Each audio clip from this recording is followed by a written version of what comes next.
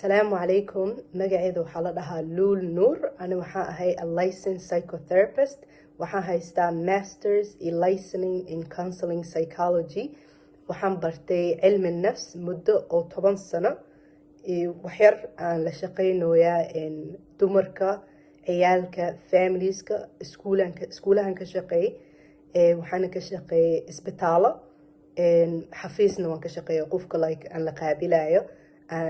maxaa therapy sameynayna. Therapy waxaa loo yaqaanaa psychotherapy is la talin. qof magii u tagtid oo waxyaabo aad dareemaysid aad kala hadlaysid oo asiga wuxuu ku sameynaa assessmentigaas marka wuxuu ogaa karaa waxa aad qabtid wuxuu yahay. markaas qofku wuxuu kala shaqey karaa waxyaabahaas ku dhibaya. waxaa ka mid ah stress, waxaa ka mid ah anxiety, walwal, waxaa ka mid ah depression anaqaano oo murug, waxaa ka mid ah ilmaha oo kale familiga oo isla hadlaynin, cunug oo rabsho sameynayo. so waxyaabo badan qofku wuxuu la imaado aan kala shaqeeyaa.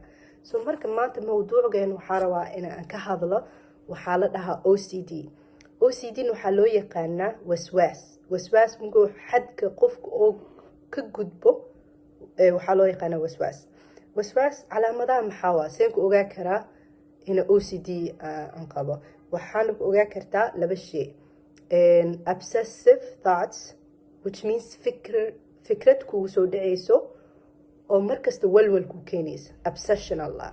iyo compulsion waxaa waaye actionkii qofku wuxuu sameyn lahay sida fikradaas oo walwal ku keenaysa kaaga yaraad. example waxaa waaye let's say qof waxaa jiro oo ka cabsanayo inuu qofka guriga oo wax qof soo galo. for example qofku wuxuu u baxay inuu adeeg doonto, asoo meesha joogo fikrada kusoo dhacaysa war albaabka amaa xirin, war maanta dhan qofku marka adeegiisa ma sameyn kara because fikradaas waxay u keenaysaa walwal.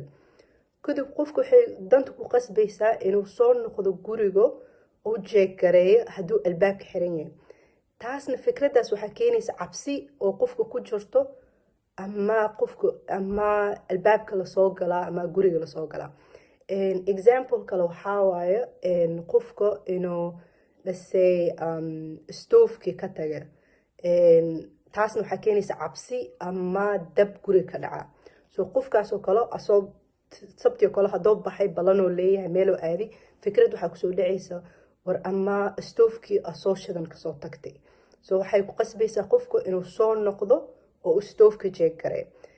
marka obsessive thoughts waa fikradii oo walwal keentay oo qofku soo noqday oo jeegaray, compulsion allah.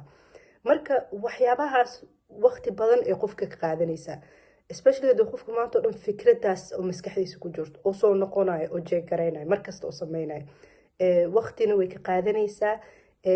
qofkan wuxuu keenaysaa stress u keenaysaa because maanta oo dhan waxyaabahaas ku fakeray.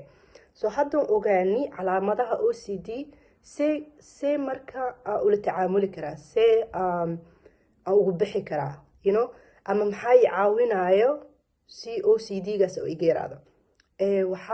one thing waxaa la dhahaa qofka for example oo banaanka u baxay oo ka walwalaya albaabka ama xirin, qofkaas kale wuxuu practice garay karaa muguu albaabka xiraayo oo furaha gacanta ku hayo inuu fiiriyo albaabkii oo furihii oo ku xiraayo. because maskaxdeena waxay qabtaa wax la dhahaaya visual, xasuus oo visual maxaa laga wadaa aragtin, iyo xasuus samci auditory u naqaana maqalin. so qofka muguu albaabka qab u siiyo maskaxdiisa waxay soo xasuusanaysaa qabti, which is because xasuusteena maskaxda waxaan qabnaa auditory which is samciga. iyo markuu arkayo albaabka muguu xiraayo inuu fiiriyo, muguu fiirinayo maskaxdiisii xasuustii oo visualkii aragtintii oo markii meeshay galaysaa.